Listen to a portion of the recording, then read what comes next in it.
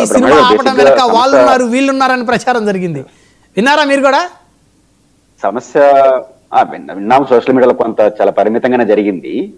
అయితే సోషల్ మీడియాలో ఎలా ఉన్నా సహజంగా బాలకృష్ణ గారు పాపులర్ సినిమా హీరో కాబట్టి ఇప్పుడు ఇంత ముందులాగా 3 నెలలకు ఒకసారి 4 నెలలకు ఒకసారి సంవత్సరానికి 4 సినిమాలు వచ్చే రోజులు కూడా కాదు. సంవత్సరానికి 2 ఏళ్ళు 3 ఏళ్ళకి ఒక సినిమా వస్తుంది అంటే ఆయన అభిమానించే వాళ్ళు సహజంగా సినిమా రావాలని కోరుకుంటారు, ఇన్ టైంలో చూడాలని కోరుకుంటారు. వాళ్ళు డిసప్పాయింట్ అవుతారు. అదేం పెద్ద ఆశ్చర్యపోవడం సహజం.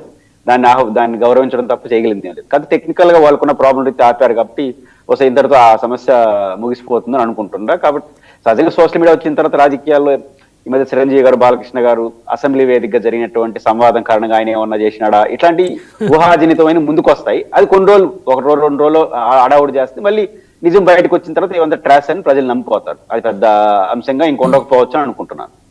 మరొక అంశం, నిన్న జగన్మోహన్ రెడ్డి గారు సుదీర్ఘమైన ప్రెస్ మీట్, అంటే దాదాపు 2 hours జరిగిందా సార్ ఆయన ప్రెస్ మీట్? 2.5 hours జరిగింది. ఏం సార్ అంత సమయం? అసలు మామూలుగా ఆయన మీడియాని అడ్రస్ చాలా తక్కువ చేస్తారు. సో అలాంటిది 2.5 గంటల సుదీర్ఘంగా మాట్లాడారంటే సో ఎన్ని రోజుల నుంచి మొత్తం ప్రిపేర్ చేసుకున్నట్టున్నారు సబ్జెక్టు? చాలా అంశాలు మాట్లాడారు.